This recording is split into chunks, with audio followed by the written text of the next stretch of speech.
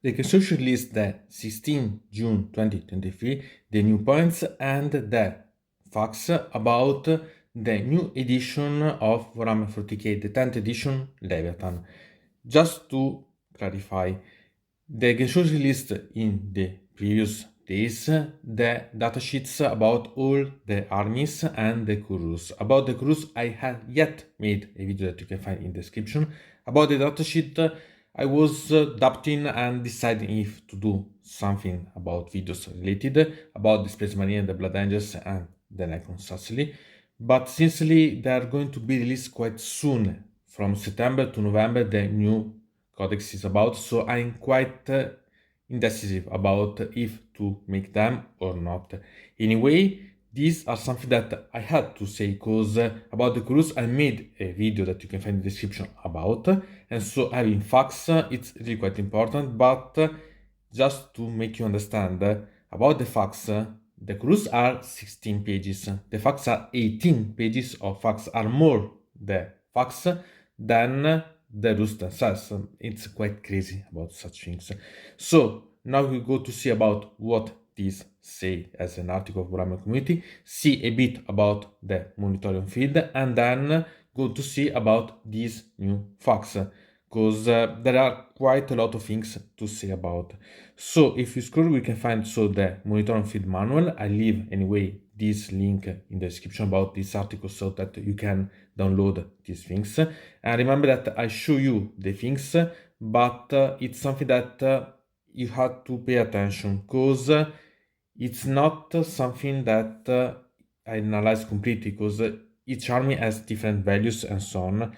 Moreover, you have also to pay attention about the things that are inside about such details, because about the unit size and the equipment, there will be the prices for each of such ones, and the equipment will be for everything. So if you go to analyze this Munitorum feed manual, we can find that there are the contents for all the armies list that you can find based on the page, so it's easy to find what you are interested about. And about the different points, you can find that you can find the description for each army about the point for each squad and the number of model, specifying also the ones that have more option about the amount of model that you can have for each unit. Moreover, there is about the relics and so on that has their own options eventually about the point. So it's always something that it's quite easy to understand and to have as a referral. So remember that these are for all the armies about, so you have simply to go to see which one you are interested about, and here you have everything about, and you have really to decide based on the army that you are going to play with if it's worth or not certain things based also on their own datasheet. Remember that if you go to see about the characters, you'll find that they are quite cheap relative talking, because mainly part of them will be included, aggregated to the units to give them more bonuses. So there will be some things also to analyze based on such details. Another important thing to remember is that the Wargear will be all included in the cost point of each unit. So pay attention, because it means that you have to see about the datasheet, because it can make you select which weapon to include and so on, but not mind which weapon you are going to include, excluding the relics. Those units will have that equipment without paying any more. So like in Age of Sigmar, like for the unit size, it's the same about this, with something that you have a referral also about the latest of the 9th edition, because also there has been the experiment about having the units have all the equipment. It's similar to what we have seen about the 9th edition with the power points, but sincerely now I hope that it will be more balanced about. Anyway, you have to pay attention about such day. And then we had the part about the rules commentary, because it's really quite big and it will be taking quite a lot of time to go through all the rules that has been clarified, added, we'll see. So let's begin with the rules commentary. There will be a lot of things to say. We can begin with the active player, that the player who is taking place is straight to be the AAA. It's obvious, but okay, we have to make a fact about this. Adding models to a unit. So some rules allow you to add models to a unit during the battle. Such models must be set up in a unit coherency with model in the unit that started that phase on the battlefield. For example, models that has already on the battlefield when that rules was used. A model added to a unit during the battle can be set up within the engagement range of one or more units, but only if those enemy units are already within engagement range of that unit that the model is being added to. When adding model to a unit as described above, any models that cannot be set up to insufficient space are considered to have been destroyed, but does not trigger any rules that are triggered when a model is destroyed, at least this one. About this, it's like using the apothecaries and so on. It's like simple if you are used about the death or other armies similar one that add for a Sigma, it's the same thing. At the same time, it was something obvious because it has to respect anyway the unit coherency, so it's okay. Still, you have to pay attention about such things. They have additional hits, so some rules cause attack to score additional hits on a critical hit, for example the sustained hit. If the attacking mod is also benefiting from any other rules that trigger on a critical hit, for example the lethal hits, only the original attack benefits from those units. Any additional hits scored as the result of critical hits are automatically successfully. See the automatically successful one. For example, if an attack with sustained hit once and lethal hits ability score one critical hit, that attack automatically wounds the target due to lethal hits, but it also scores an additional hit to the sustained hit one. This additional hit does not benefit from the lethal hit ability, so the contrary player must make a wound roll for it as normal. This is really quite important as specifying, because it tries to understand how it works, and so it can't generate really a crazy amount of wounds directly, but it makes you know that you have to pay attention about certain rolls and so on, so it's important. Then we have affected by a stratagem. If a unit is selected as a target of a stratagem, it is said to be affected by a stratagem. If the command reroll stratagem is used to reroll a dice roll made for a unit, a mod in that unit, or an attack made by a mod in that unit is said to be affected by that stratagem. If a unit cannot be affected by one of your stratagem, for example, if it is battle shocked, remember there is an exception, you cannot target it with the command reroll stratagem or any other stratagems. Note that the new order stratagem target an active secondary mission card rather than any units, so can always be used assuming you have the command points to do so, even if all units for your army are battle shocked.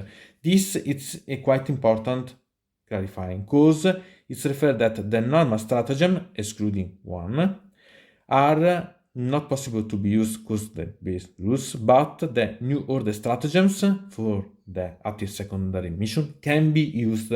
This it's something that it's worth to remember, because it can change the approach to the units available, so it's important one.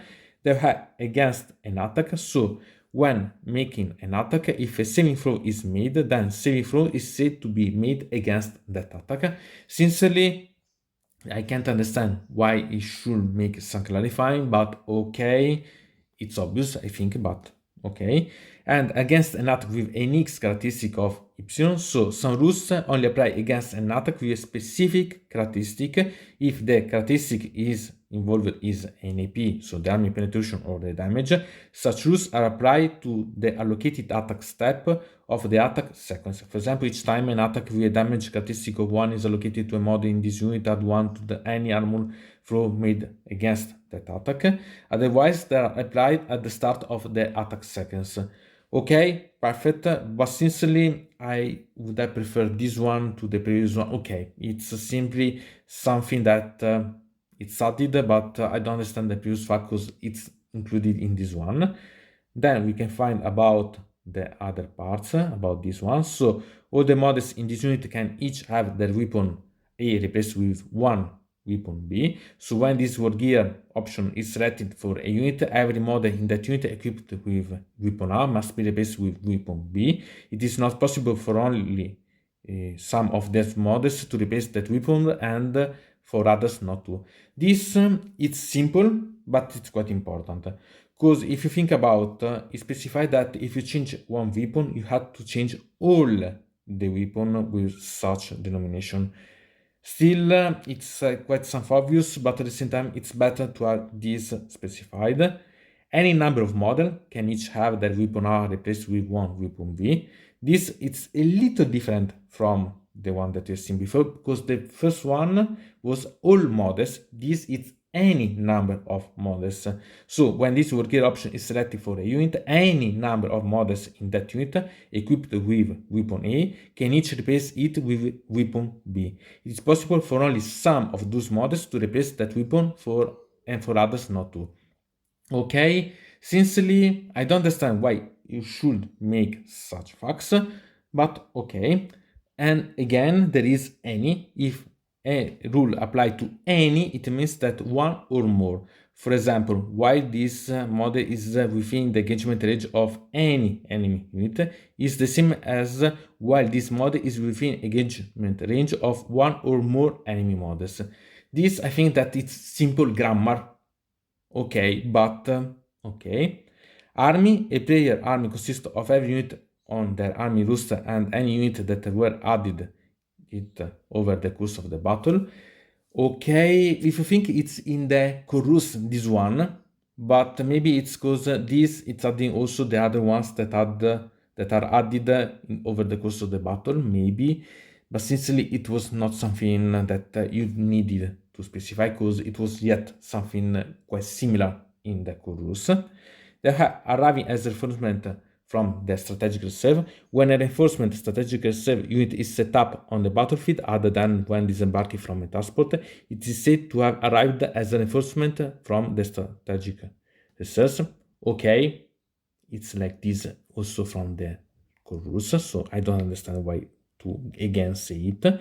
As close as possible. If a rule instructs you to move a model as close as possible to a unit, model or objective marker, you must stand that model move in base-to-base contact with that unit, model, or objective marker if its move is sufficient to do so without breaking any other restriction, such as the unit coherency, or as close as you can achieve if its move is not sufficient. This is important. If a model is already as close as possible to a unit, model, or objective marker when it is instructed to make a move as close as possible toward a unit, model, or objective marker, that model cannot be moved, but still count as having made the move in question. So, okay, it simply say that it talk about what it say. I think that it's obvious, but okay. Attach unit with multiple charters allocating attacks. So some unit can have more than one leader unit attached to them. Pay attention, because it's not so simple, because about the attached unit, the basic rule say that it's only one attached charter for each unit. Instead, this it's a different one. Some units can have more than one leader unit attached to them, and so can contain more than one charter model. Each time an attack with a precision ability successfully wounds such unit, the attacking model controlling player can choose to have that attack allocated to any visible charter model in that unit, rather than following the normal attack sequence. In such case, allocate all precision attacks that successfully wound before any saving throw are made. Okay, it's simply a way that it allows you to choose eventually, but it's not so common, because the basic rules say that only one charter for each unit can be allocated, but this is a particular one. And then we can see the second page about. And then we have something similar to what we have seen just now, that it's about attach unit with multiple charters, no more than 2.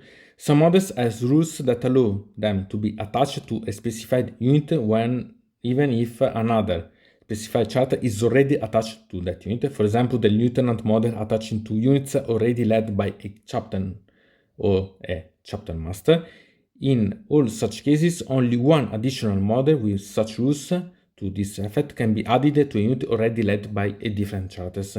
So we have something that connect with what we have seen before, but specify that you can't make that, for example, if you are 2 lieutenant, you can add these 2 to the same unit of a captain or a chapter master. So only one of the lieutenant. It's a sort of exception to the basic rule that allow you only a single charter.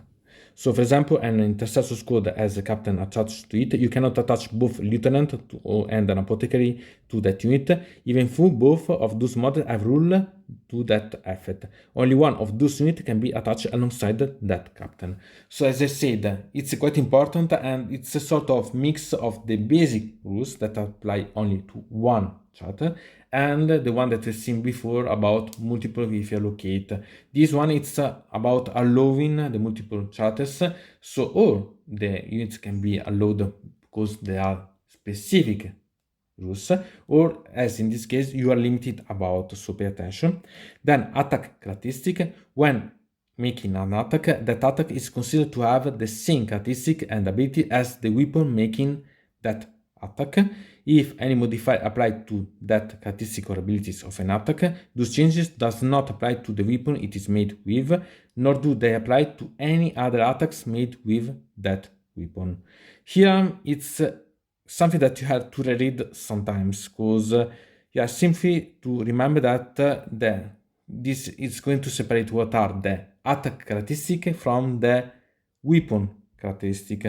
So it's sometimes it happens that there is weapons that make separate attack and so follow a different ways eventually.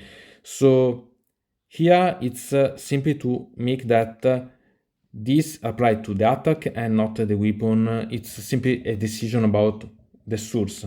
Simply it. About the automatically hit, if an attack automatically hit, the hit roll for that attack is automatically successful. It's obvious, because it's obvious. Okay, sincerely it's like having a 6 that automatically hit, but okay. Same for the automatically passes, see automatically successful, so it's the same, and automatically successful is this one. So when a dice roll is automatically successful, the following applies. So if a roll is automatically successful, do not roll the dice. Any rules that take effect on a particular dice result or roll result do not take effect if that roll they refer is automatically successful. This is quite important because it means that you can, for example, have a critical hit, but simply hit. For example, if a hit roll is automatically successful, as I said, move straight to the wound roll, such as hit roll is not a critical hit and does not trigger any effect that are triggered by a critical hit. As I said, this is quite important. Same for the wound roll. So if a wound roll is automatically successful, move straight to the allocation of that attack. Such a wound roll is not a critical wound and does not trigger any effect that are triggered by a critical wound. For example, an attack with the lethal hits ability score a critical hit and so automatically wound the target. The target is wound roll is automatically successful. So no dice is rolled and no rules that are triggered by a critical wounds. For example, the devastating wounds are triggered. Simple one, it's really quite obvious, but it's better to specify. This one should have been technically in the chorus and not here, but okay. So we have automatically wounds, okay, again. So if an attack automatically wounds, the wound roll for that attack is automatically successful. So see the automatically successful right now. Base. Mass models are mounted on a base. A model base is always considered to be part of the model. Okay, it's in the chorus, but okay. Base-to-base contact. When two models bases are touching, they are in base-to-base contact and are as close as possible. See, as close as possible that we've seen before. Some models are so large that they overhang their bases, and so it is not physically possible for the base to touch those of other models. In such cases, you should measure to or from the base or hull of such model, whichever is closer, and when such model is as close as possible to another model, those models are considered to be base-to-base contact. This, okay, it's quite simple, but it's simply a way to make that you are sure that you are able to apply, because the official model has some problems about being put base to base. But sincerely, it's quite simple, and okay, it's simply a sort of dialogue, a sort of make you understand that if it's not possible because the mod itself doesn't let you, it doesn't prevent you from going in combat, for example. So it's simple, but sometimes it has to be clarified. Battleline if some rules grant the battleline keyword to an additional unit from your army. Typically, if you select a particular detachment or if your warlord is a specified model, when mastering your army, treat such unit as battleline units for the purpose of select unit step, even though the select warlord step come afterward. Okay, sincerely, this it's silly because it's obvious that it like this. It's simple the base of creating an army and mastering an army, but okay, it's specified. Battlefield edge. The battlefield is bordered by 4 battlefield edge. It's in the core rules, this one. Battlefield quarter, okay, this could be specified, but they make you see the table quarter. Battle shock test. 2d6 roll required by each unit in your army that is below half strength in your command phase. Core rules page 11. If the result is less than the unit's leadership characteristic, then until the start of your next command phase, that unit is battle shocked. Some rules require a unit to make battle shock test during a phase other than the command phase, and even when not below half strength. This, okay, it's simply that you make the battle shock test is usually used to describe what happened in a specific effort, but it's obvious that if you say that you have to take the battle shock test, you must have it even if you don't have the requisite to do it. But okay, units that are already battle shock test must still take another battle shock test in such cases. This is quite important. In case the result triggers any additional effect, but passing or failing the test does not change that unit battle shock status. For example, pass will not result in that unit will no longer be in battle shock, and the failure will not result in this unit being battle shock for any longer duration.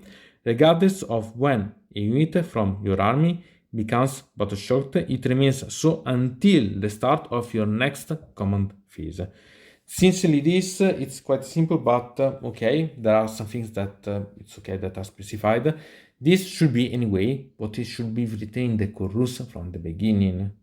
It's really, I don't understand why it's here. Some of these parts are related about grammar again, but okay. Beer. The beer of a weapon enhancement of or item of Wargear is the model equipped with it. Really? You have to specify this? Really?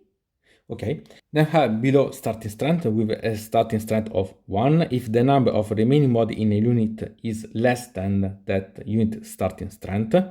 That unit is said to be below its starting strength. It's obvious because it's not full.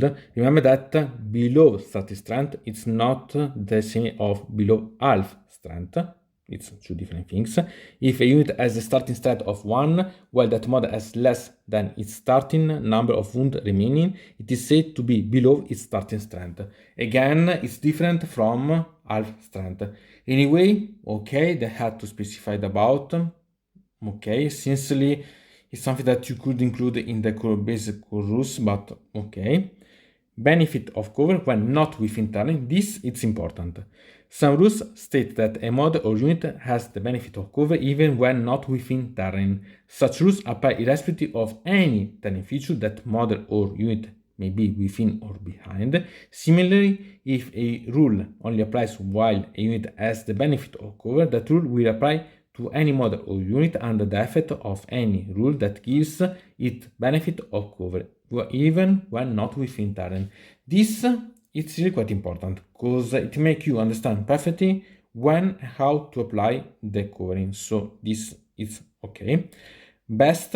When determine the best characteristic in a unit, compare the values of all the specified characteristic of all models or weapon in that unit. The best characteristic is the value that all other or are ever worse than or equal to C or better. For example, a unit includes one model with a leadership characteristic of 6+, one with a leadership characteristic of 7+, and nine with a leadership characteristic of 8+. The best leadership characteristic is that unit is therefore 6+. Because I want to remember you, the leadership now is lower it is, better it is. So pay attention about such things.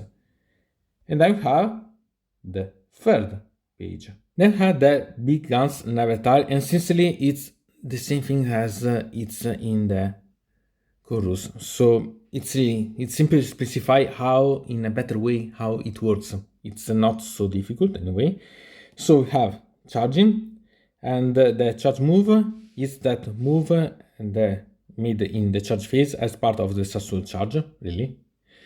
Charge distance, the result of a charge roll is the maximum number of inches each mod in a charge unit can move when making its charge move. No, seriously, you can't specify this one. It's in the core rules, and anyway, it's obvious. Okay. Declaring a charge. When a player declares a charge with a unit, the unit is said to be declaring a charge. Really? You really have to specify these things. Charging unit, a unit that has declared a charge in a charging unit. It's a charging unit, really. Charge over a terrain future with a flying models. You have to see that. It's obvious. It's okay. Then, as charge, if a unit makes a charge move in a turn, until the end of the turn, that unit and every model in it is said to have charged. I'm quite curious about which one will be adapting this.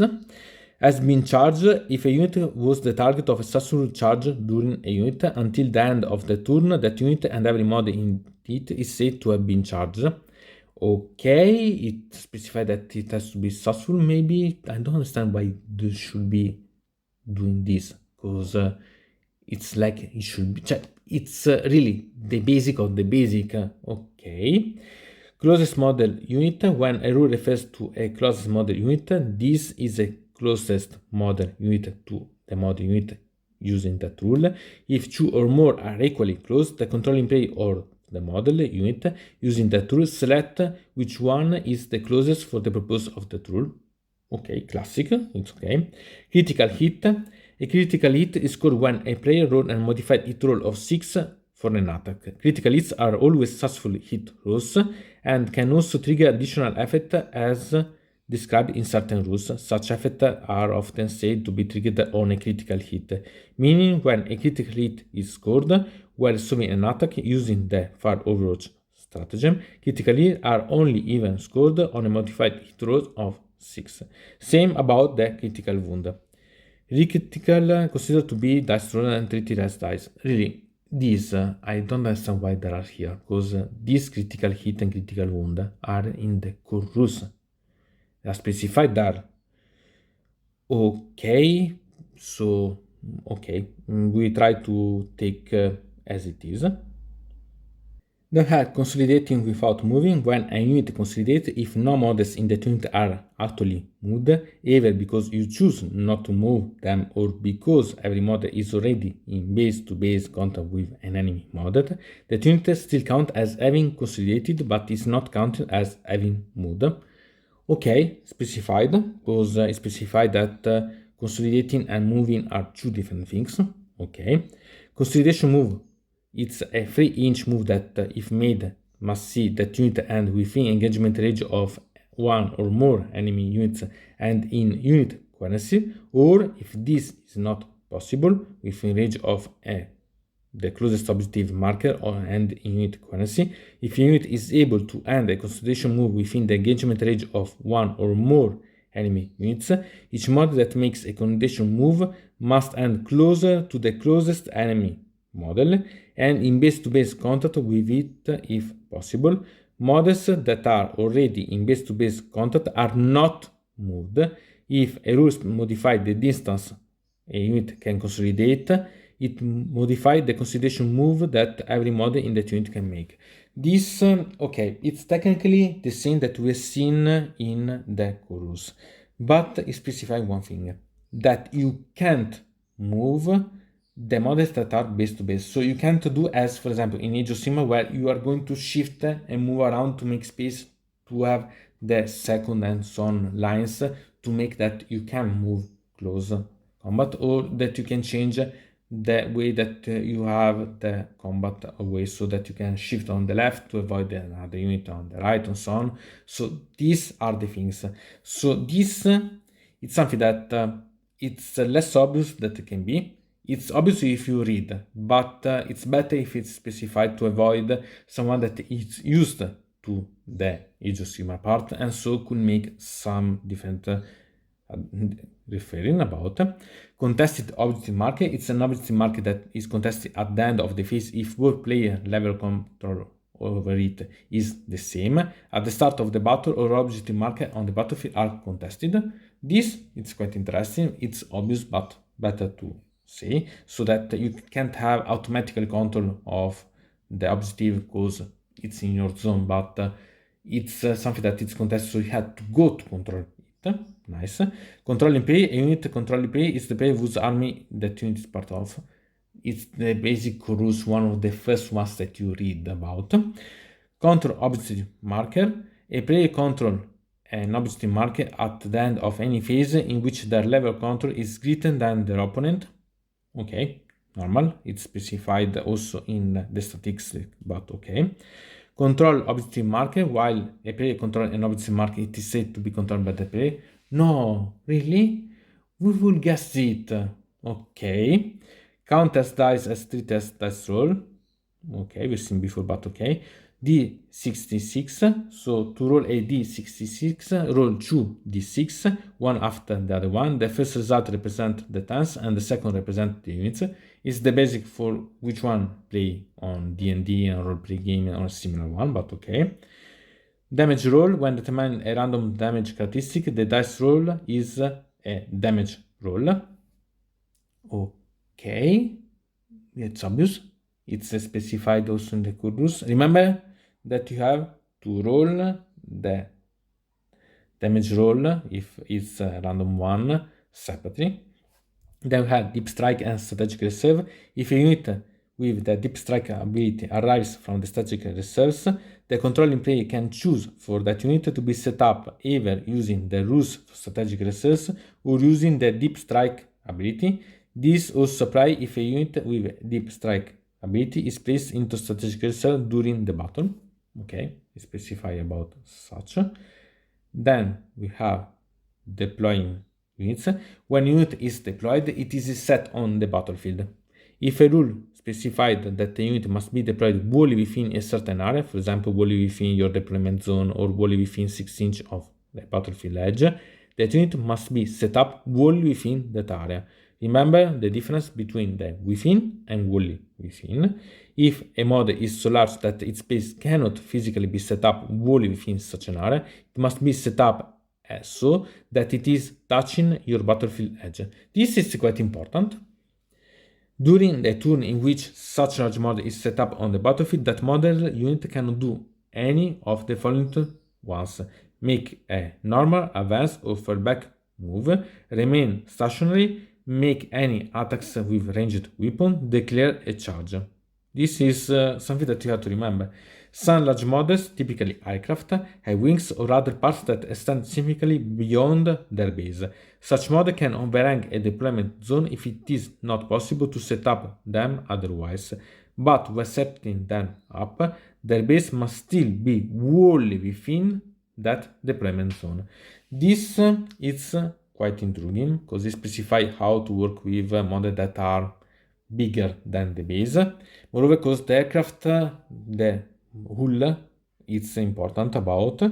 So here you have to pay attention. But remember that if it's not possible to set them otherwise, so you can choose to make them deployed in that way, but only if you have no other way to make. Remember that there is a quite important difference in such statement.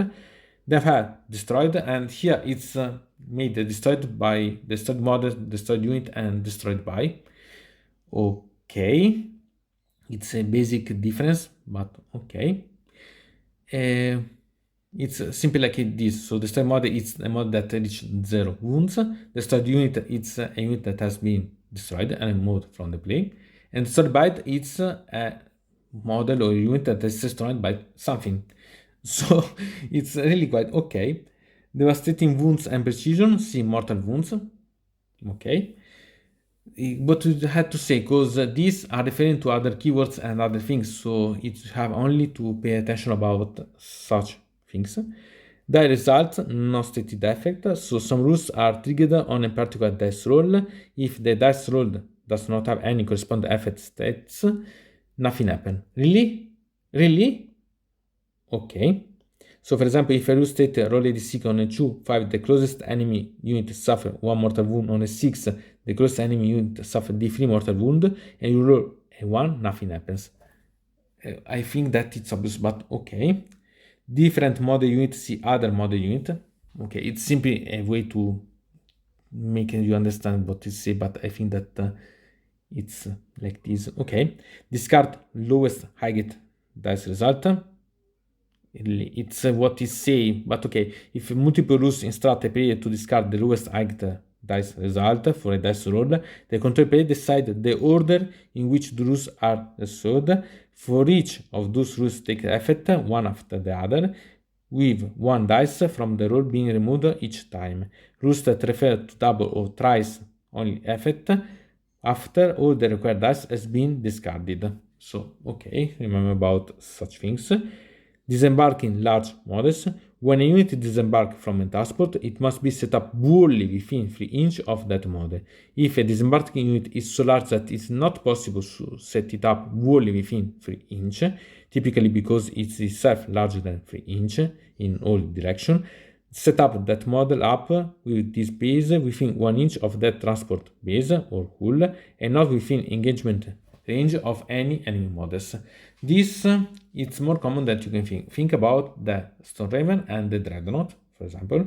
So, okay, you have to think about such things, and it's something that should be also this one in the chorus, but okay, it's specified, so it's better in such a way so that you can understand how it works. So it's not a problem. Double, we had talked about before about double. Here it is. So when two dice at the same result. Mystical things, okay. Draw a line. When instructed to draw a line between 2 points, draw an imaginary straight line 1 mm wide between 2 points. If you are instructed to do so between 2 models, do so between the closest points of those model spaces or hulls. Okay, this it's simple, but it's better specified because in past, in the previous edition, so on, it was to be specified each time there was such effect. So at least this it's come to be a generic rule. Duplicate core abilities. So the core describes dozens of abilities, including weapon abilities and deployment abilities. These are referred as core abilities. And most models, unit weapons or attacks ever have one or more of them innately, or can gain them during the battle through other means such as stratagem, enhancements, or attached leaders. Regardless of the source, if a model, unit, weapon, or attack has multiple instances of the same core ability, those abilities are not cumulative, and only one instance of that ability can take effect at any one time. If that ability has a number after it, sustain 1, scout 6 inch, and so on, the control player must choose which instance of that ability apply each time. Note that multiple instances of the anti-ability are only considered to be the same if the keyword listed in the word anti is the same. So anti-vehicle 4+ and anti-vehicle 3+ are considered to be the same ability, but anti-vehicle 4+ and anti-infantry 2+ are not. Obvious, but better to think about. So here we have also some examples. So a player army include, for example, a unit of Eliminator who has the stealth ability. The player select the detachment ability that say a unit from your army gain the stealth ability. The Eliminator does not gain any additional effect from having this ability a second time, meaning that each time a ranged attack target that unit, only one is subtracted from the hit roll rather than 2. Obvious, but better to specify. Other example, a Standard model makes an attack with a standard bolt rifle, which has the damage characteristic of 1 and the devastating wound ability. The attacking mode is also affected by stratagems that say until the end of the phase, ranged attack weapons equipped by the mod in your unit have the devastating wound ability, whereas some attacks with the standard bolt rifle this phase. The control player cannot use both instances for devastating wound, meaning that each critical wound inflicts one mortal wound on the target rather than two. Obvious, but better to specify.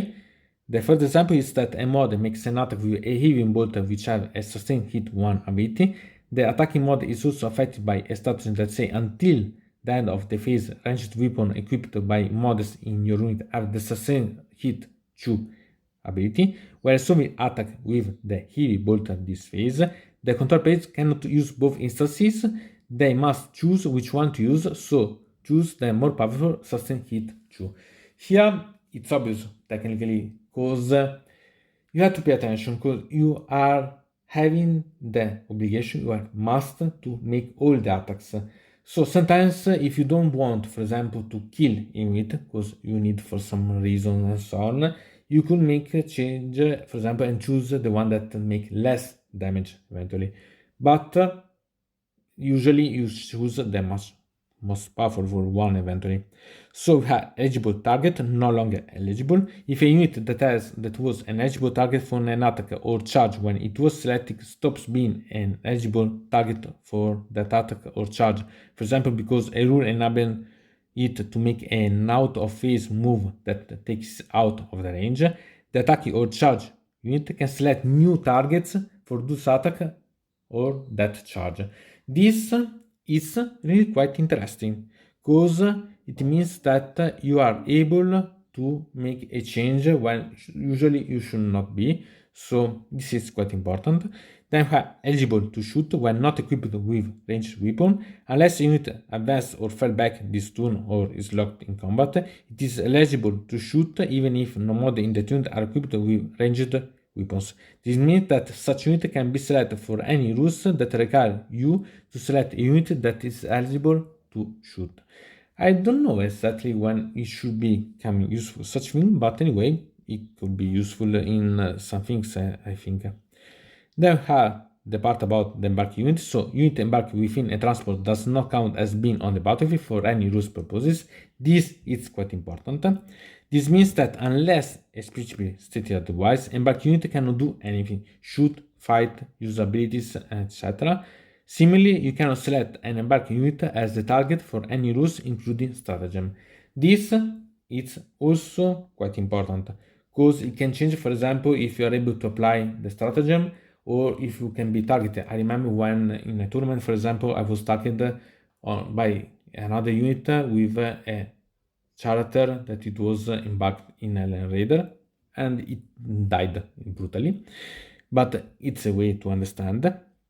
Then we have end of the phase step, so rules that specify that they take place at the end of the phase step only take effect after any other rules that would take place in that phase step has been resolved.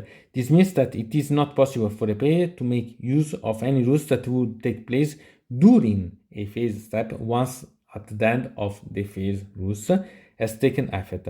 The next phase step does not start until all such rules has been resolved for rules used at the end of the command phase. So also think about, for example, the movement. When you make the arrival of the strategic resistance on, it's at the end of the movement. So you can't move anymore because they have yet the part about the movement. We have then the feel no pain. For each wound, a model with the feel no pain ability will lose the controlling player roll a d6. If the play is greater, the result is greater than or equal to the number listed at the end of that ability, the wound is lost. Sincerely, this is the basic core rules. I don't understand why it is here, but okay. So anyway, there is an attack with a damage statistic of 2 is allocated to a model with a feel no pain of 5+, and subsequent saving throw is not successfully, so that attack inflict 2 points of damage to that model controlling player. Therefore, roll 2d6, rolling a 1 or a 6, and as the 6 exceeds the requirement, it's saved and only lose 1 wound.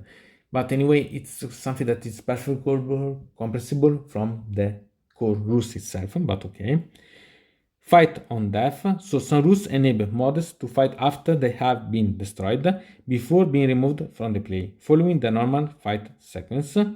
A mod under the effect of more than one of such rules can only fight once after it has been destroyed. Fight on death rules are always solved before the attacking unit. For example, the unit that destroyed the models that has that rule consolidates and before any other rules are triggered by the discussion of that model, for example, definitely the mines. While making attacks due to a fight on death rule, the destroyed model is assumed to have one wound remaining unless otherwise stated. After a model has made its fight on death attacks, any other rules that are triggered by the discussion of that model are then triggered. Okay, and it is then removed from the play. It does not consolidate. It is removed from the play, so it can't be consolidating. Fight. When unit fight, move it unit pile in, make attacks, and consolidate. Really? Close combat say nothing about the rules. Okay. Fighting with individual models. Normally units are selected to fight, but some rules specify that only one model in a unit can fight or can fight again. It's the duel. In such instances, that model can make a piling move but must end that move in the Uri currency. That model that makes a number of attacks with its melee weapon as specified in the melee attack step of the fight sequence. That model can then take a consolidation move but must end that move in unit currency. It's normal one. Finished making its attack when all of an attack unit attacks has been resolved, it has finished making its attacks. Firing model unit. When resolving a ranged attack, the model unit making the attack is the firing model unit. Really? You have to specify this? Okay. As you can see, most of these are quite simply and silly ones. Then we can see about the rule fly, but it's something that is specified in the core rules. Okay. If a unit datasheet has the fly keyword, that unit is said to be able to fly. When it makes a normal, advance, or fallback move, its models can be moved over enemy models if they were not there. Note that this also means that monster and vehicle models that can fly can be moved over other monsters and vehicle models when making such move. When such a model starts or ends a move on a turn in future, instead of measuring the path it has moved across the battlefield, you instead measure the path through the air. So this one that we can see here, because it's the diagonal one that we can see. That is specified also in the core rules. It's specified more than once, but okay. Then have full wounds remaining, that it's about a mod that it's a full wound remaining if it has the same wound remaining as it is wound characteristic. It's being full strength. Really, it's the same. Okay. Ground level. Some rules refer to model being at the ground level for the purpose of being targeted, for example, the plunging fire, or for determining whether models can be set up on higher level of terrain feature. A model that is in contact with the battlefield surface within the footprint of a terrain feature or otherwise, it is said to be at ground level. If you are using terrain feature with an integral base or texture, ground floor area models can be placed upon. Such area are also considered to be ground level. Okay, you have to specify what is really ground level. Okay, it's specified what it is not ground level, so okay. Highest dice result. If a rule refers to the highest dice result and dice roll involve multiple dice, if more than one of those dice has the same value and that value is the highest, the active player must select one of those dice to be the highest dice result. Okay, classic one. Horizontal vertical distances, so it's simply what it's in this diagram. So as you can see, it's like this and like this. So you can understand the difference between them. It's quite simple about them, but it's something that we've seen this before, so it's not a problem. Then we have hull for model that does not have a base. Here specify does not have a base or the base is too small, because if you think about a repulsor or a monolith, those has a base, but the models are bigger than the base themselves. So it's simply something that it's like this. So you have to remember that the hull is the contour, the body itself of the vehicle eventually. Just after, so if a rule is triggered just after something has happened, it is resolved before anything else happened. For example, if a rule is triggered just after a unit select targets for its attack, that rule is resolved before those attacks are resolved. The trigger of such rule can therefore interrupt normal sequences such as the attack sequence or the charge sequence. Okay, it's quite simple, but it could be interesting to understand the timing of when apply things. So it's something that you have to think about. As you will see, this it's about the horizontal and vertical distances between models. And here we have the horizontal distances and deep strike, because as I said, when we are talking about in the chorus about the distances, the distance is considered the horizontal part, not the diagonal one. So you have to remember about such one. It's something that you understand if you read the chorus, really. I don't understand why it's here, but okay, it's something that it's added eventually. Then I had the part about the keywords. Again, it's in the chorus, this one, and it has quite a lot of emphasis there. So if a rule apply that it mod as a keyword, it apply to that mod unit with that keyword on the datasheet. Okay. So it's simply something that specify you, and if a rule only apply to model with a specific keyword, then it's instead apply to models with such unit that has the correct keyword. It's like the keyword worker. Okay. A keyword attachment is attachment that only contain models that have that keyword. Really? You are talking about this. It's specified in the chorus. So this a rule with a common separate list of keyword of two keywords separated by a word. For example, Immortals, Deathmark, or Legion Guard. It refers to a model unit that has any of those keywords. It's obvious like this. Okay. Anyway, okay. A rule with multiple adjacent keyword, for example, Elderly Guardians, only refer to a model unit that has all of those keywords. Okay, it's like work the syntax of a phrase, really, but okay. We had the leadership test, so roll 2d6. If the total is greater than or equal to the best leadership characteristic of that unit, the test is passed, otherwise the test is failed. It's the core rules, this one. Lethal hits and devastating wounds seen automatically wounds. Lethal hits and sustained hits see additional hits.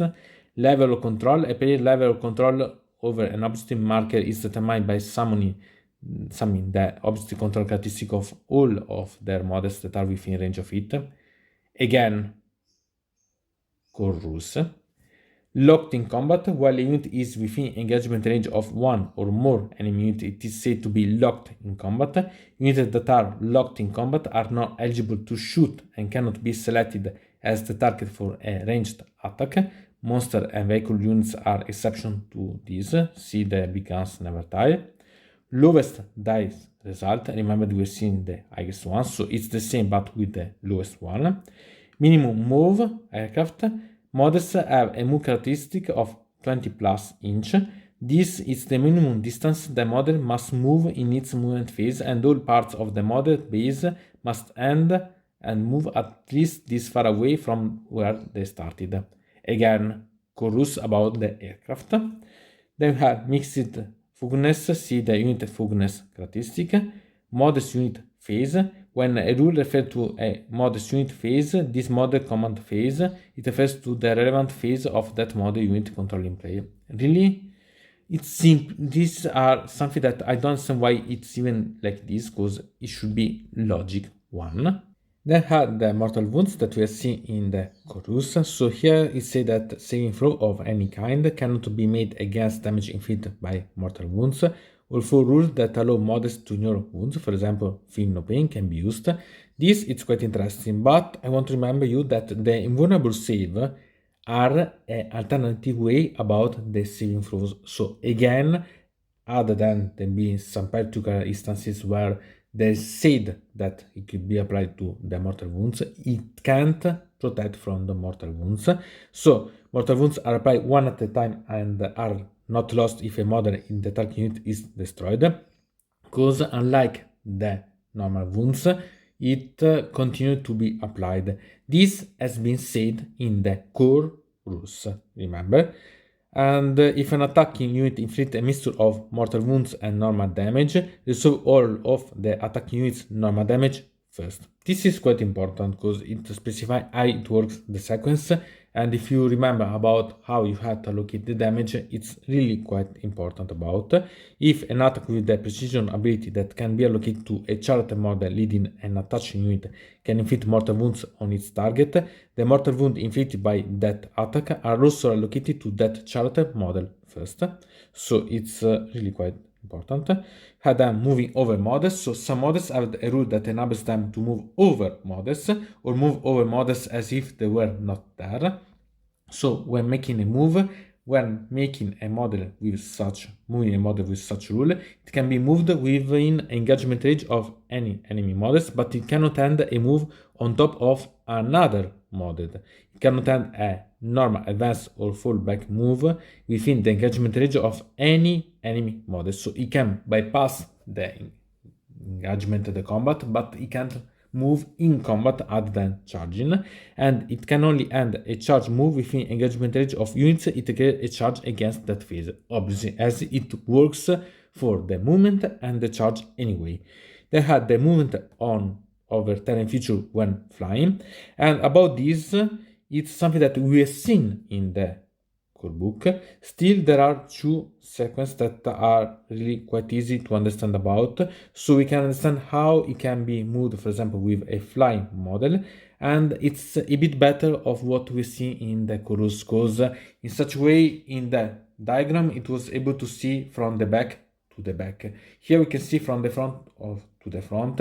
Anyway, remember that this applies because it's a round base.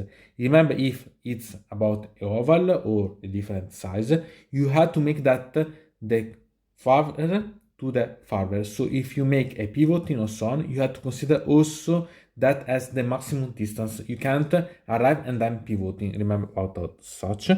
And also here we can find about how it works when you go to move, for example, flying, and you have to calculate how high it's the distance about.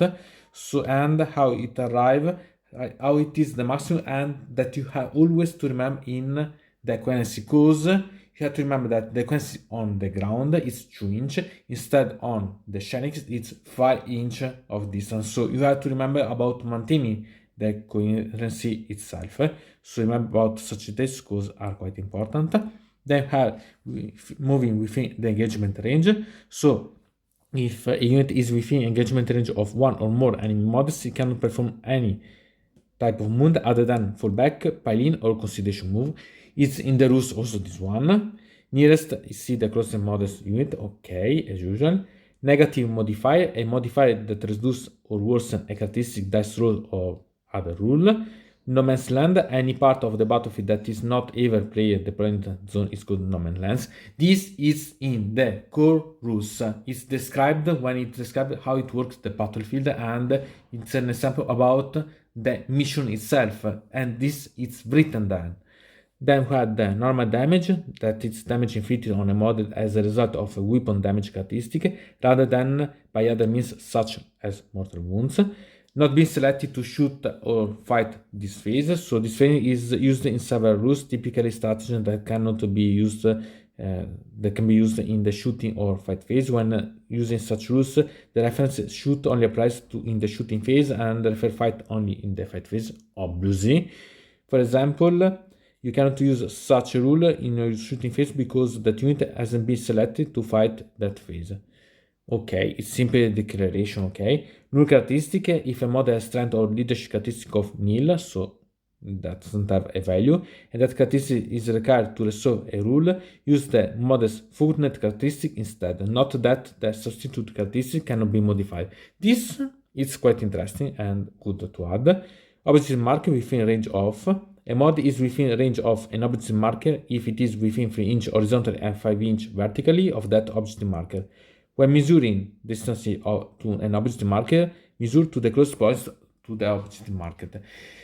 Here, you have to remember one thing. First of all, it's described this in the chorus. Second, you have to remember that the object marker, it's a volume, and so you can't move on, stay on that object marker, but it has a volume, so pay about it, attention.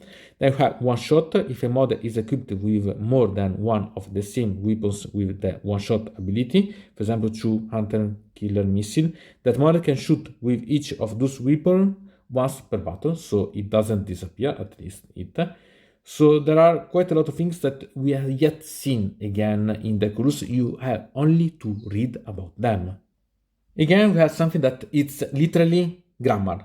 Or better or worse, it has to specify which is better or worse. I can understand maybe specify about the AP, because it's prescribed by Xenos and so on, but really, it's silly. It's something that it should be comprehensible as base. If you know how to comprehend a test, it should be understandable.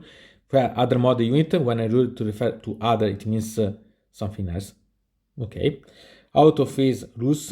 So some rules allow a model or a unit to move, shoot, charge, or fight outside the normal turn sequence. For example, the Firewatch stratagem that enables a unit to shoot in your opponent turn, as it were your shooting phase. When using an out-of-phase rules, perform an action as it were one of your phase. You cannot use any other rules that are normally triggered in that phase.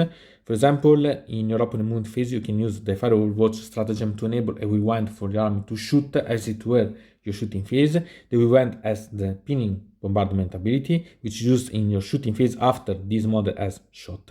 Because Firewatch is out of phase rule, it only allows you to use the rewind to perform the specified action, in this case shooting as it were your shooting phase, and does not trigger any other rules that would normally be used in your shooting phase.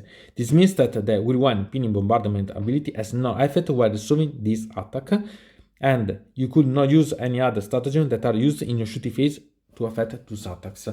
This is as count as, so it's not something that is done effectively, but it's done as something else. So it's okay. It's usually like this, and anyway, it's better that it's specified about these things. Persisting effect. So some rules apply an effect that lasts until a certain duration has passed. For example, the start of your turn and so on, next turn and so on. So such effects are known as persisting effect. If a persisting effect applies to unit when it embarks within a transport, make a note of that effect and its duration. If that unit disembarks for any reason, any persistent effect continues to apply to that unit for their full duration. If a persistent effect applied to a touch unit and that unit chooses to be an attached unit because either all of its bodyguard models or all of its leader models are destroyed, any persistent effect continues to apply to the surviving unit for that full duration. This it's quite intriguing because it allows you to understand how it works this certain situation. Then Palins, when an eligible unit is selected to fight, it first Palin and its model can make a Palin move. If no models in that unit are actually moved because every model is already base to base within an enemy contact within an enemy model, the unit still count as having Palin. Okay, it's something that it's in the chorus. It's better because it's specified that it's considered to have Palin, but it's something that it's in the chorus anyway. So okay. Then you have, for the purposes of any rules that are triggered when a unit Palin warrants a Palin move, but does not count as having moved. As I said, it's something that it's simple, okay, maybe it should have been better described in the chorus, but anyway, it's like this. We have Palin move, a 3-inch move that, if made, must result in the unit being in unit currency. Also, this one was explained in the chorus. Anyway, within engagement or one or more unit, each model that make a Palin move must end closer to the closest enemy models and base-to-base contact with it if possible. Models that are already in base-to-base contact are not moved. Remember, it's blocked there, so you can't shift as for a signal. If a rule modifies the distance a unit can Palin, it modifies the Palin move that every model in that unit can make. Okay. Point totals, the combined point value of all units from a player army. Really? In Mastered the Army, it's explained this one. Okay. and anyway core rules. Positive modifier, a modifier that improves or makes a characteristic dice roll or other rules better. Okay, we have seen the negative modifier. This is a positive one. Okay, it should be aggregated, but okay. Purity of rules. While playing Warhammer 40k, you will occasionally find two rules that are in direct conflict and so cannot both be applied. In these cases, check below to see if one of those rules has priority over the other. Attacker's priority. While making attacks, you will occasionally find that two rules cannot both apply. For example, when attacking model with an ability enabling its attack to successfully wound on a 2+ target unit that has an ability stating that it can only be wounded on a 4+. In such cases, the attacking model's rules take priority. This is really quite important, moreover if you think about certain stratagems that could be changed eventually the result. Then you have reinforcement priority. While setting up reinforcement unit, you will occasionally find that the two rules cannot both apply. For example, when a unit is arriving using the Deep Strike ability, which allows you to be set up anywhere on the battlefield that is more than an inch away from all enemy units, but an enemy unit has a rule that prevents enemy reinforcement unit from being set up within 12 inch, a classical auspex, for example. In such cases, rules limiting the placement of reinforcement units that takes priority over rules that state where reinforcement unit can be placed.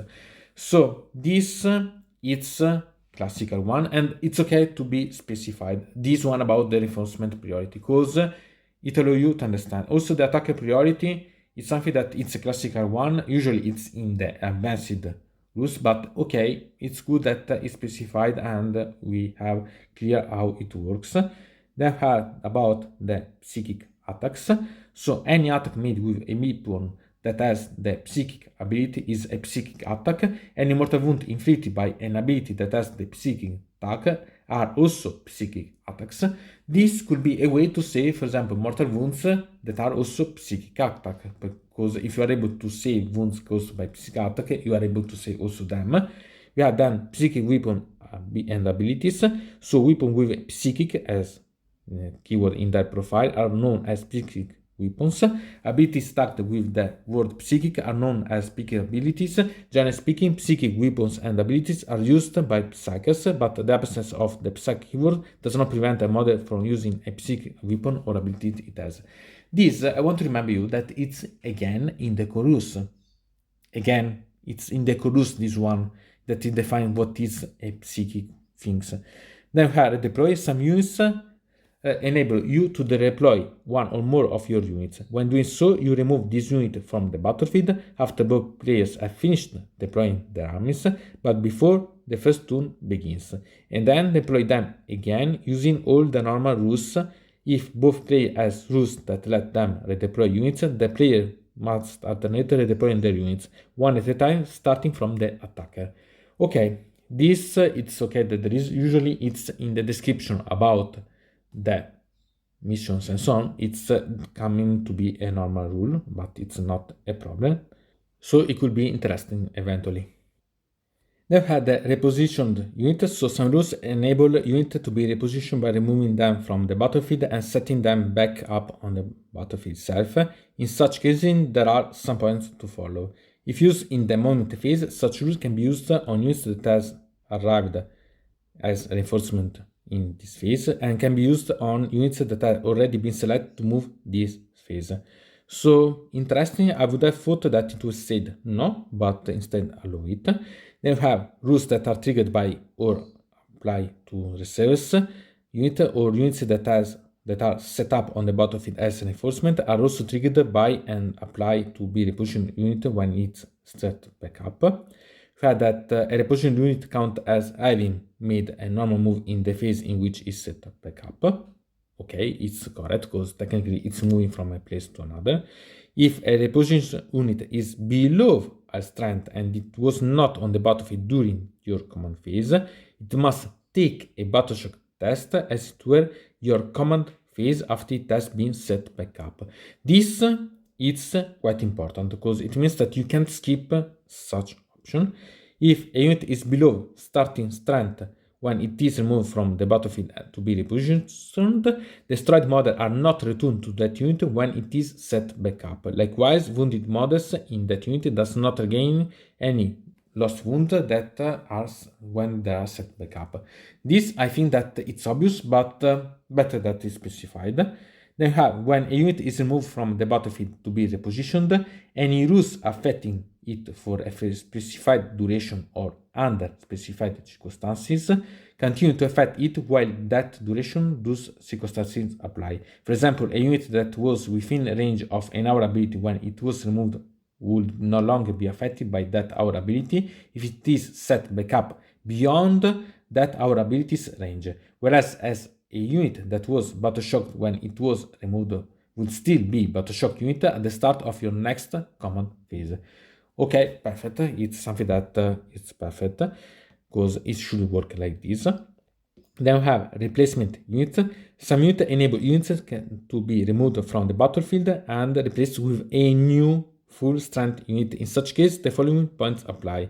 If used in the movement phase, such rules can be used on units that arrive as reinforcement this phase and can be used on units that have already been selected to move this phase.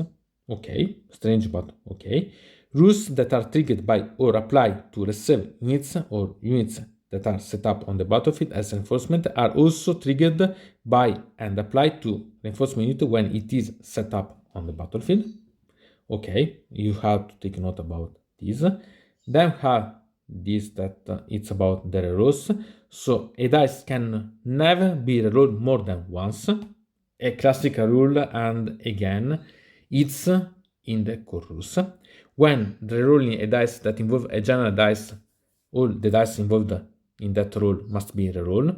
Again, core rules. If a rule allows you to reroll specific die result, only those dice can be rerolled. Again, if a rule allows you to reroll a specific dice result, but the result is obtained by halving a d6, such as when rolling a d3, you must use the value of the half roll to determine if it can be rerolled, not the value of the original d6. Obvious, I think. For example, if a rule allows you to reroll a result of 1 and you reroll a d3, you can reroll a if the d6 roll was 1 or 2, that is the result of 1 on a d3. Modifiers are applied after any applicable reroll of a dice has been made. Again, the core rules. If a rule allows you to reroll more than one type of roll, you can reroll the hit roll and you can reroll the wound roll. You can choose to reroll any or roll the specified rolls. You can not have to choose between rerolling either all of them or none of them. So it can be interesting, this one, and I think that it's the only real add about such. There are returning models to a unit. So some rules resurrect or return models to their unit. Such models are added to their unit, seeing added models to a unit, along with any Wargear and enhancement that they started the battle with. Such rules can never expand a unit beyond its starting strength. Any additional model that would be returned beyond that point are ignored. The only exception to this is the split ability of the pink horrors and blue horrors, because it's a classical gap in such eventually.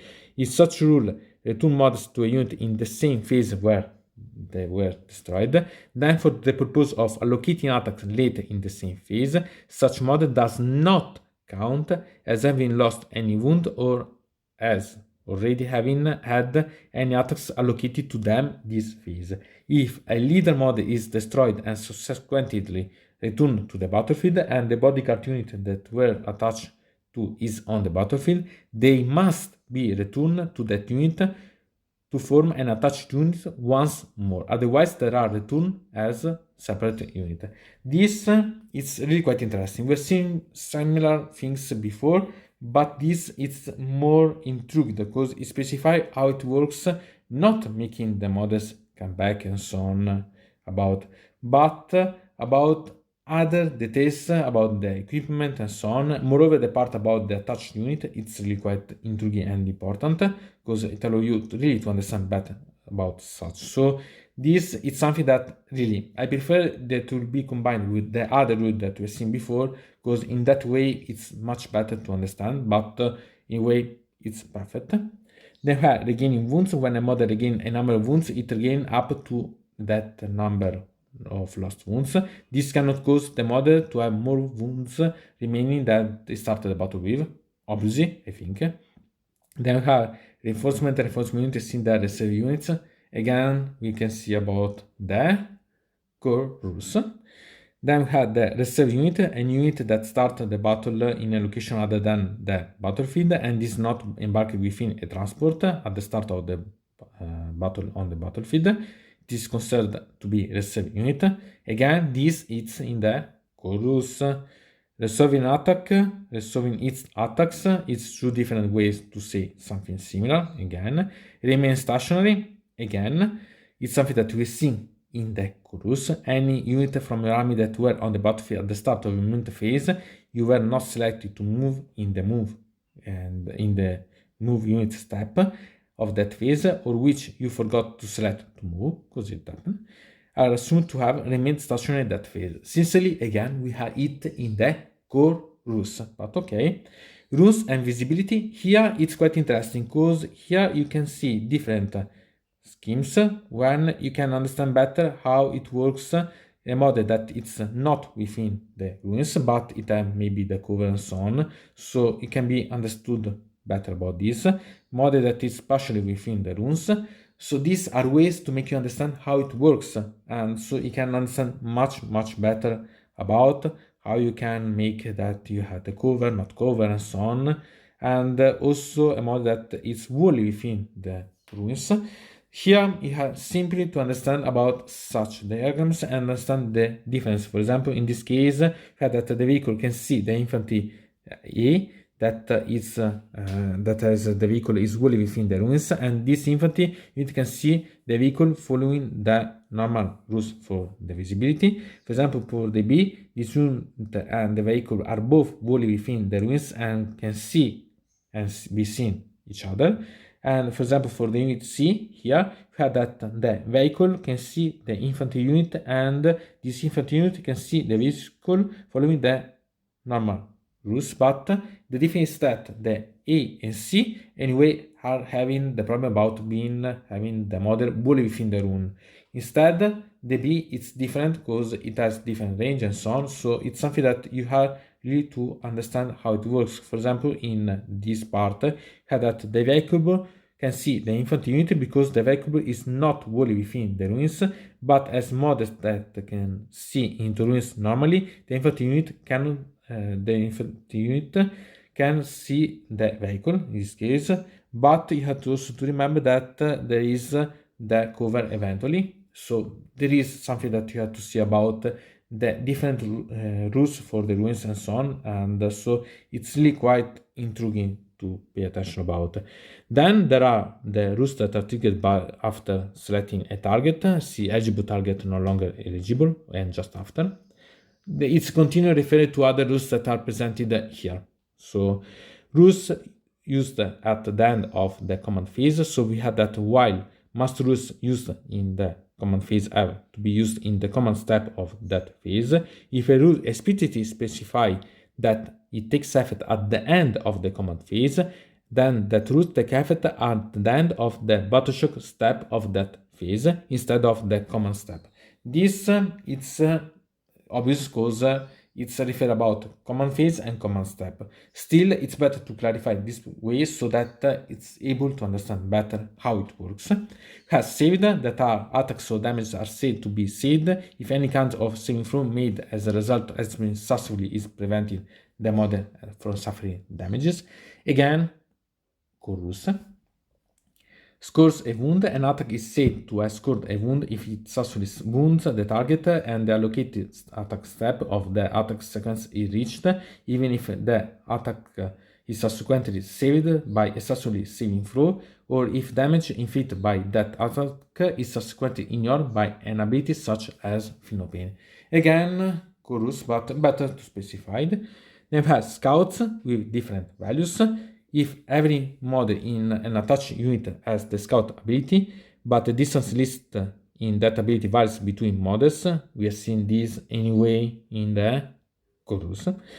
That unit can still make its scout move, but can only do so up to the shortest of those distances. For example, a unit containing some models with the scout 6-inch ability and some models with a scout 9-inch ability can only move a scout move up to 6 inch. This is the only difference that we see from the scout that we see in the chorus. It's obvious because a model can't never move more than its value, so it's understandable, but better to be specified to avoid the misunderstanding. Set up on the battlefield when models, obviously marked and terrain feature, are placed on the battlefield from a place other than the battlefield. Really?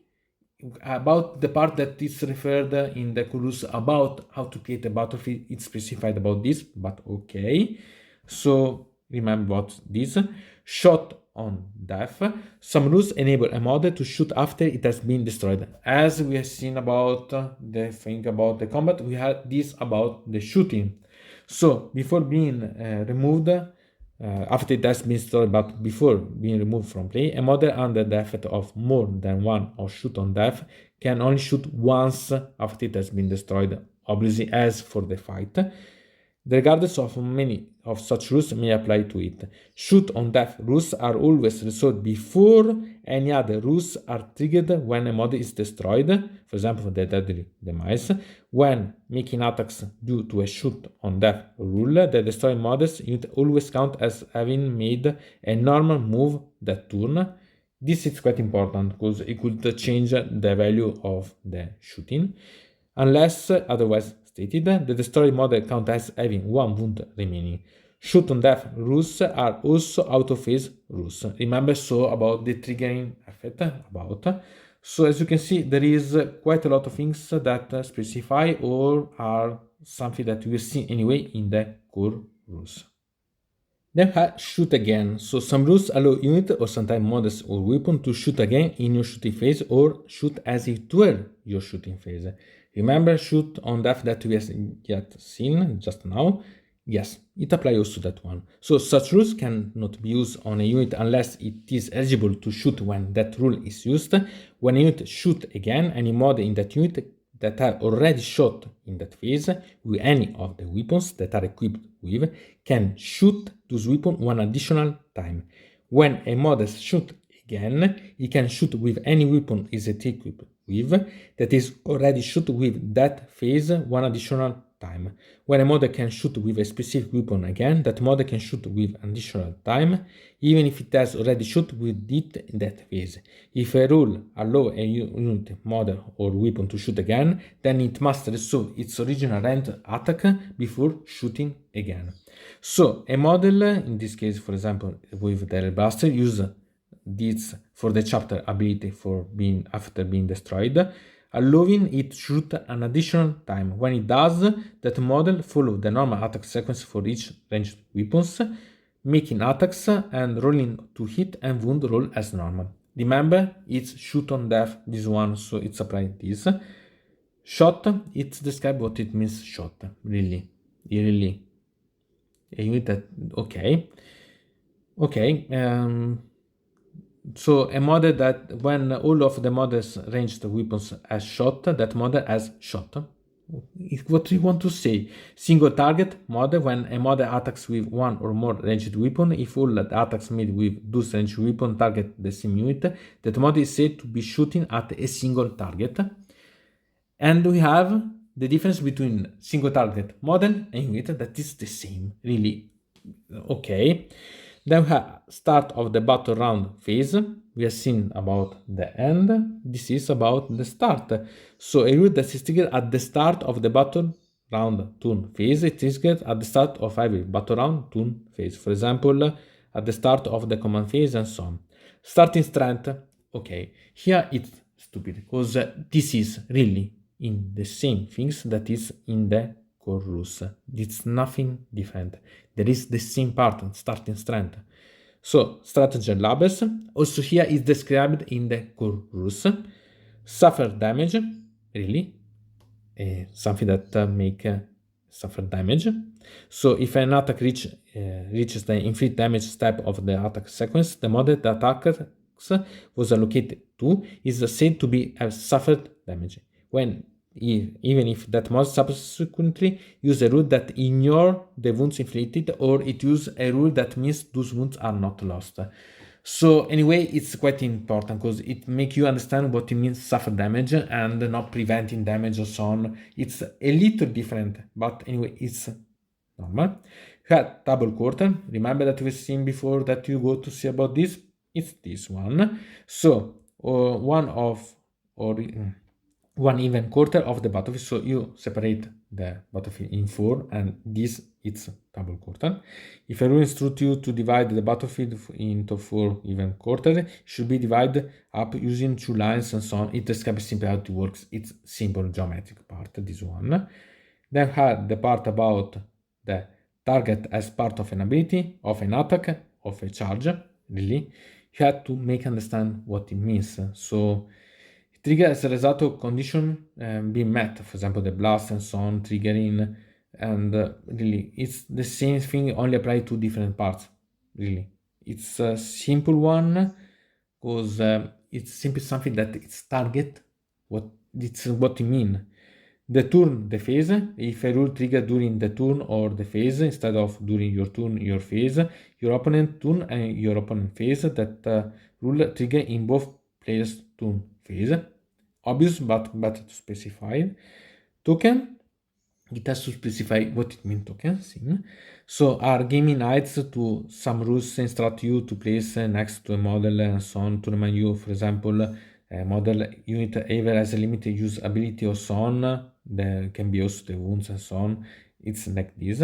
Treated as dice roll, when a dice result is treated as another value. Any rules that would take effect if that value has been rolled take effect. It's quite important because in such way it makes also trigger the other effect and not be count as and not apply them. So good. Triple, we have seen about the double. Here it's about the triple. So dice, that 3 dice that has the same result. Unit champion, some rules refer to unit champions. This term refers to the different named models in some unit that represent their thematic leader. For example, Intercessor Sergeant is the unit champion in Intercessor Squad. Obvious, but better specified. Sim. Note that not all the units have a unit champion, while other units may have multiple of such models. For example, the Lantards in a Gretchen unit. In the case of multiple, the controlling player must nominate one of those models to be the unit champion before the battle.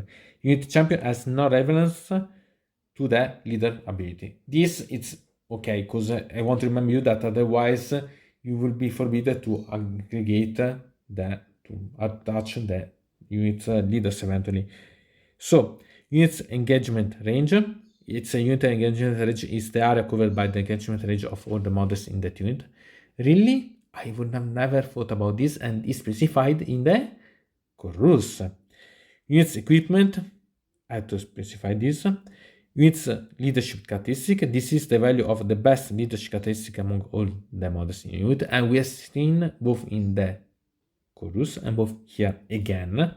So remember about having a lot of repetition here. Then had the unit phase that it's same as the controlling player phase. So okay, again something that it's useless, I think. Unit state characteristic is specified in the rules, in the core rules. Same for the unit focus characteristic and how to use it. So this it's the same. Sincerely, I don't understand why there are. The visibility here, I want to remind you that there are the schemes about how it works and so on in the core rules with the design how it works. So here I sincerely can't see, maybe because they grouped the model unit visible that it was separate. Okay, but sincerely I don't understand. Then we have warlord must be, cannot be. So when you select your warlord, if more than one model from your army has a rule that states that it must be your warlord, you must select which of those models will be your warlord. If one rule states that a model must be your warlord and another rule states that that model cannot be your warlord, that rule that forbid the model from being your warlord take the precedence. So I want to remember about this. When, okay, it explains the word when, okay? While this model is leading a unit, so this rule only apply while the model with this rule is part of an attached unit.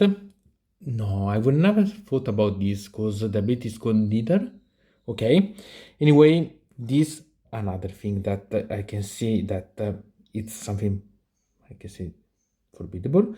Anyway, so it's with the X ability, some rule effect or acquire you to select a model or a unit with a particular ability, where such rule, any number following the ability are relevant when determining the rules affect that model or unit. Okay, as it says, so for example, if a rule instructs you to select a model from your army with the deadly demise ability, you could select a model with that deadly demise 1, deadly demise d3 or deadly demise d6 ability. Okay, wholly on top of crater. A model is wholly on top of a crater terrain feature if no part of its base or rule extends beyond the edge of that terrain feature.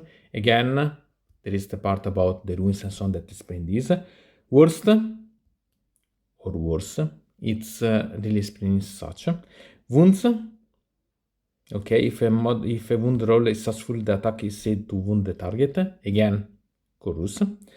You, okay, it has to define you. Okay, your opponent's stratagem, I think that it's understandable. Your stratagem, your unit in stratagems. Okay, I think that this it's something that we can understand how much it's understandable, these things. Then there is the part related about within and wholly within, distinguishing the within, model unit within, and model unit wholly within. There is also a scheme about this, but I want to remember you that it specified this also in the core rules. So again, it's something that it's again renewed about such things. So pay attention. Eventually find if there is really a difference, because it was explained quite clearly about. So okay, you have to pay attention about such things. Then have the modifier that it's about how you apply the modifier. This could be, because it has been explained, but it's better to explain better, and this should be in the core rules effectively, because it's much better described like this. So all modifiers are cumulative. If a rule instructs you to change or replace one characteristic with a specific value, change the relevant characteristic to the new value before applying any modifier that apply for other rules, if any, on the new value. You must then apply division modifier after applying multiplication modifier before applying addition and then subtraction modifier. So you have a order of how it works. Round up any fraction up after applying all modifiers. So for example, this we had different sample. For example, a model is under the effect of two abilities. One instructing the controlling player to double the attack characteristic of its melee weapons, and the other saying add 1 to the attack characteristic of its melee weapons.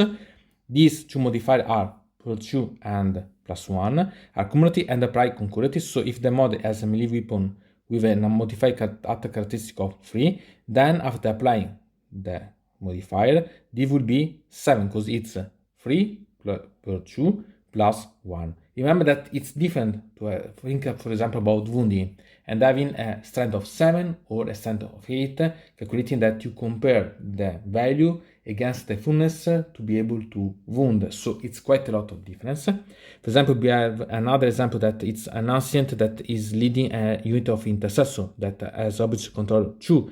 The unit is within the engagement range of a unit Reapers whose Kitinon Horus ability state, while an enemy unit is within engagement range of this unit, halve the object characteristic control characteristic of models in that enemy unit. The answer has the Astarter banner ability, which state while this mod is leading a unit, add 1 to the object control characteristic of models in that unit. So that it's that the division modifier are applied before additional modifier, meaning that the final modified OC of each intercessor model in that unit is 2, because each 2 divide 2, so equal to 1, plus 1 is 2 again. Another example is that the same intercessor unit from example before becomes battle shocked, changing the OC characteristic of its models to 0. This happens before the Kitinos, Horus, and the started banner modifier are applied, meaning that this final OC for each intercessor model is that it's 1 because it becomes 2 becomes 0 because it's substitute from a fixed. Then it divide of 2, 0 divide 2, it's again 0. And then plus 1 because the banner is 1. So you regain, even being battle shocked, the possibility about having a OC. So it can be really quite intriguing about such a tale. Also about modifying characteristics. So some rules modifying the characteristic of the models weapon or attacks. If a rule instructs you to modify a model weapon skill, the WS characteristic, modify the WS characteristic of every melee weapon equipped by that model. If a rule made the same about the ballistic, so the shooting the same. Strength, footness, attack, damage characteristics can never modify below 1. The exception to this is where a rule specifies that the unit can change the damage characteristic to 0, where this is applied before any other modifier. This you have to pay attention about such situation. Leadership characteristic can never be modified to 4 plus or better, or to 9 plus or worse. So it decreases the range of the bonus and the malus that you can suffer eventually. And armor penetration and object control characteristics can never be modified to worse than 0. So you can't have a negative value about such. Move and range characteristics can never be modified to less than 1 inch, because otherwise it will not reach anything, because the minimum range that there is. Characteristic of 20 plus inch or nil or the asterisk and NA can never be modified, so are something that are unmodifiable values, so are something that doesn't have the option about being changed. If an ability modify the damage characteristic of a weapon and that weapon can inflict mortal wounds in addition to the normal damage, the modifier does not apply to any mortal wounds that are inflicted, so only to the normal damage. Remember about this. Then we have the modifying characteristic by improving, reducing, or worsening them. So improving the WS, the BS, the save, and the discipline. When improving one of these, set out the appropriate amount from the number before the plus sign. Improving a WS weapon skill of a plus by 1 would result in a weapon skill of 2 plus. Weapon skill, ballistic skill, and save characteristic can never be modified to 1 plus or better. This is something because by the rules you can't have a bonus better than +1, positive and negative. But remember that you can have maybe some change on on. The final one can be more than +1 or -1. This it was in the core rules anyway. Same for the worsening. So remember that you can make that when worsening the WS, BS, save, or leadership characteristic and add the appropriate amount to the number before the plus sign. Reducing, for example, the WS of 3 plus by 1 would result in WS of 4 plus. Improving AP, when improving an AP characteristic, set out the appropriate amount for the characteristic, so you go to decrease in the negative part. It's obvious, but okay. And reducing or worsening the AP, you reach toward the 0, simply, because more it's toward the 0, worse it is. But we've seen this also before, and anyway, it's about the basic value of the option. Improving or worsening other characteristic. When instructing to improve worsening characteristic that does not include a plus or minus symbol, add, subtract, and specify the amount to or from that characteristic. To improve strength characteristic by 1, add 1 to it. Simple and classical one, but still it needs to be specified the same. But okay, it's really the base of the basic thing to think about. And finally, the last page. So we had the modifying a damage characteristic and devastating wounds. So when a rule modify an attack damage characteristic, if that attack score a critical hit, the damage characteristic is modified before the damage is applied as mortal wound. So okay, it's quite nice. Modify a unit characteristic. When a rule modify a unit characteristic, it modifies that characteristic for every model weapon in that unit. Perfect, legit. Then we have modifying the dice rolls. So modify apply after any rerolls of that die rolls. We have seen this in the chorus, again in this same document. A dice roll can be modified above its maximum possible value. For example, a DC can be modified above 6. A dice roll can never be modified below 1. If after all modifier has been applied, a dice roll will be less than 1. Count that result as a 1. Okay. Some dice roll can never be modified by more than +1 or -1, for example, the hit rolls we have seen also before. If such cases, after all the cumulative modifier to a roll has been calculated, if the total modifier will be -2 or worse, it's changed to -1. I said this right now. Similar, after the cumulative, it can't be better than +1. I said also in the chorus, but it's also here. Modify a stratagem CP cost. The CP cost of a stratagem can never be modified below 0 command point, because it can be that it give you command points instead of costing. It can be free, but not give you in such a way. If a rule modify the CP cost of a stratagem when you use it, but does not specify a duration for that modifier only apply to that usage of that stratagem. Perfect. Understandable.